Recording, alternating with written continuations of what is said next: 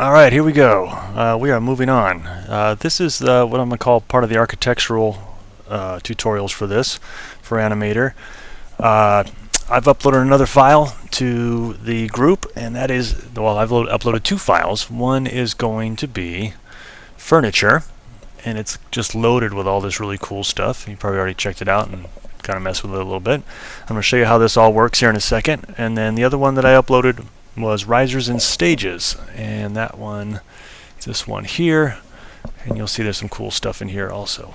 Alright, so you need to have both of those open. Have your furniture file open and your riser and stages file open. We're going to go to File and New, and we're going to go to File and Save As right away, and I'll save this right here, and we'll call this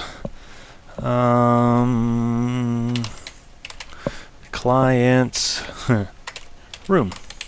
Alright. Normally what I do when I work with a client is what I'll do is I actually will call it like the client's name. So in this case I'd put R and then SCHERER, which is me, and then underscore 3D is what I would actually call it. So it'd be the client's name underscore 3D. That tells me this is the 3D file for this client. So let's go ahead and make up a name for it just like that. Put your name, client's name, whatever. Go ahead and save it. Alright, so we've got a clean slate here. Your snapping should be enabled. And your snapping, your grid should be set to 0.25, which it is here. You want your materials browser open over here. And if you don't know how to do any of that, you need to go back and just revisit kind of the setup tutorials real quick, but that's real easy basic stuff. You should have that down if you're this far along anyways. Alright, so what we're going to do is we are going to build a really basic room for our client, and what we can do, what I think is really one of the great strengths of this program, is we can actually design the entire space for the client and give them really an idea of scale and scope of what we can do for them. So what we're going to do first is, before we do any balloon work, is we're going to build the room, and then we're going to put furniture and risers and stages and dance floor and stuff like that into it. So this first tutorial is going to be just building the room, because this can be a little bit, takes a little bit of time.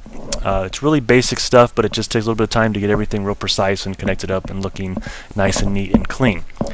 So I found out from my client that the room is 80 feet by 40 feet. If the room is different shapes or other shapes and things like that, we'll cover that a little bit later, but we're going to keep it really simple right now. We're just going to make a big rectangle room.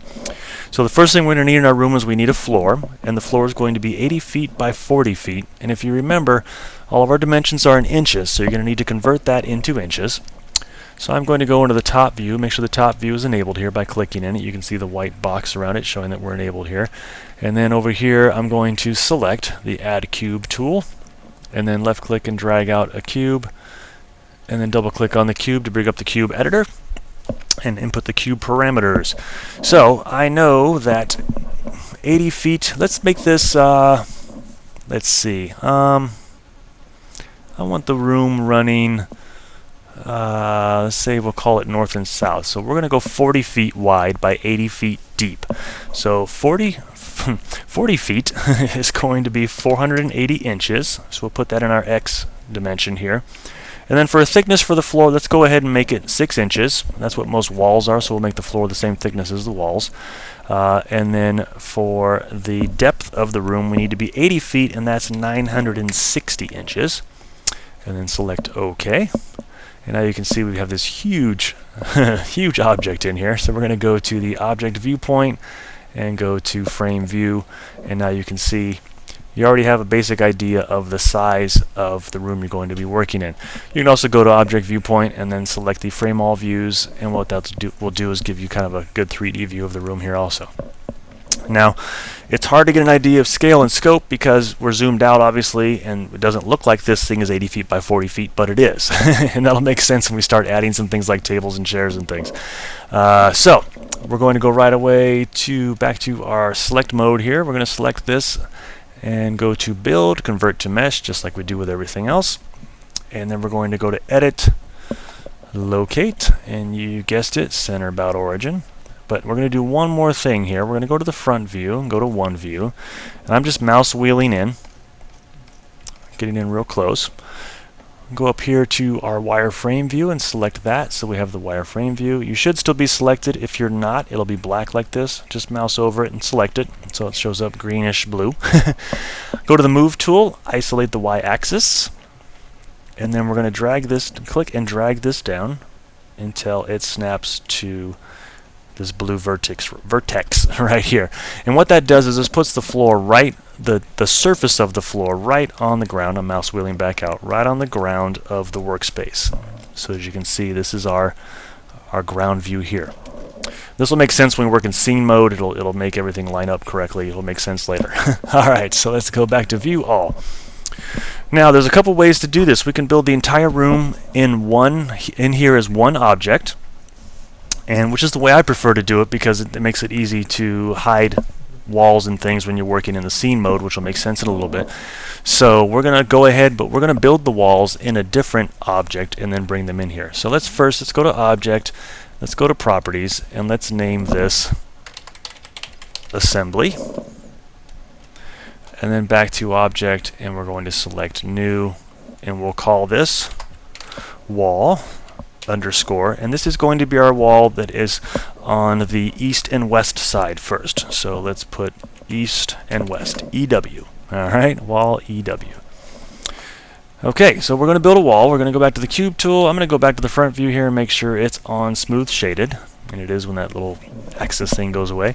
Let's go back to the wall here and back to the cube tool, and we're going to go in the front view this time. We're going to click and drag out a cube again, double click on that.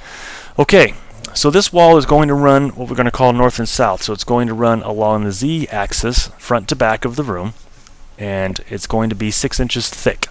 And that's kind of just a standard architectural dimension for walls. So the width of the wall is going to be 6 inches. Now the height, this is going to be the height of the room. So you need to find out from the venue or from your client. Obviously you're going to need to collect some data and some dimensions before you kind of start doing this. So we need to find out what the height of the room is. The client told me, or the venue told me, the height of the room is 10 feet. It has a 10-foot ceiling. So that's easy, that's 120 inches. So the Y, the height of our wall, is going to be 120 inches. And then the length of the wall is going to be the length of the room, which was 960 inches, or the 80 feet. Select OK, and you can see up here we now have this great looking wall. Alright, go right ahead and go right to build, and we're going to convert to mesh, edit, locate, and we're going to this time stand on origin, edit, locate, stand on ground. Alright, so now what that does is it's perfectly centered in the space, but now it's actually snapped and standing right on the ground. And now our floor is also right on this ground, so when we bring this wall into the other assembly, it will actually line up correctly and be a full 10-foot high wall. We're going to go to Object, and we're going to go to New again. And this one we're going to call Wall, and you guessed it, this is north-south. So this will be the one running left to right in our front view. Select OK. Go to the cube tool, front view, and we're going to drag out another cube, double click on that. This is all pretty basic stuff you should already be pretty familiar with working with the other models and things. So now with this cube, we are working in the x-axis now, so it needs to be the width of the room, which is 480 inches, or 40 feet.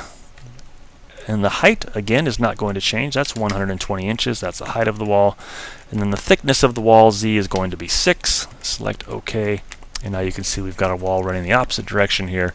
That is 480 inches long by 120 inches tall. Alright, we're going to edit, locate, center about origin, edit, locate, stand on ground, and don't forget to build, convert to mesh. So if it's still yellow, you need to do that. I kind of forget that step sometimes. Alright, so go ahead and file and save some of our progress here.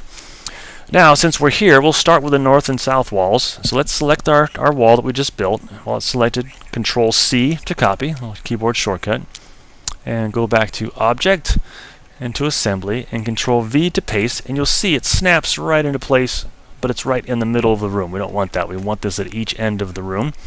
So I'm going to go to the top view and go to One View. The Move tool. My wall is still selected. Looks kind of like a big ping pong table.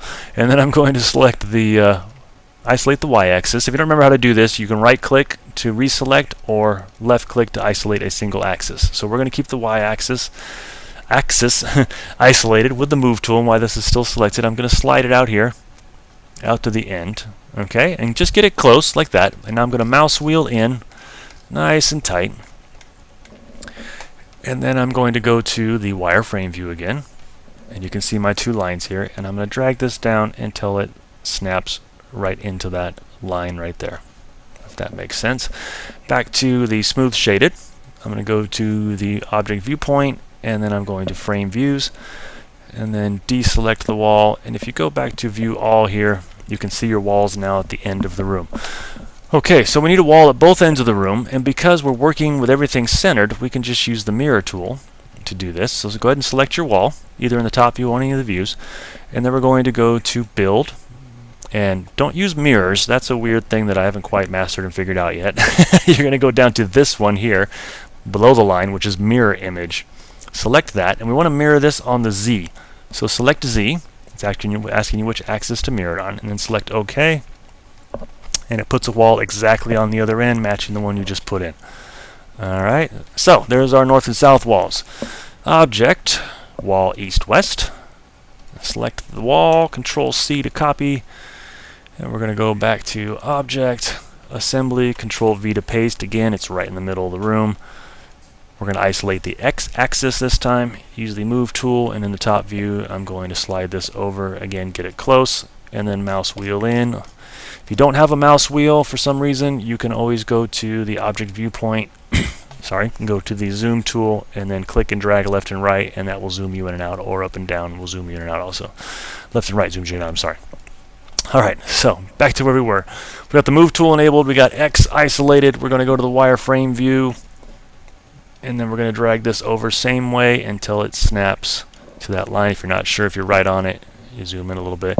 And we're snapping in 1/4 inch increments. So 1, 2, 3, 4, that's 4. So there we go. So it snaps right to it. Okay, so there is the wall on the, we're going to call the west side of the room. I'm going to re-enable my X, Y, and Z while I'm thinking about it. Go back to the selection tool. While the wall is still selected, we're going to build. We're going to use the mirror image tool again, option. And this time we want to mirror on the X because we're going to mirror across this way. Select OK. And then you can deselect everything that way. And if you go to your perspective view, you go to the object viewpoint and the rotate view, and you click and drag. You can see now you've created this beautiful looking box. Alright, so a couple more steps. What I like to do sometimes is what you can do if you know like the color of the room, you can go ahead and you can make some custom textures here. Like for instance, I'm going to say walls for this particular texture, and this room has some very exciting beige walls. So let's kind of make it this kind of hearing aid beige color. Select OK. And then I'm going to go to the selection tool, and in any of the views, I'm going to use the 3D view, and I'm just right-clicking to select all 4 of the walls, and then I'm just applying the texture to it like that. And then obviously the carpet's probably not this light gray color, so I'm going to do a quick little carpet color too, and it's going to have this really boring commercial carpet in it. It's kind of this slate blue color. Let's see if we can find kind of a nice slatey looking blue.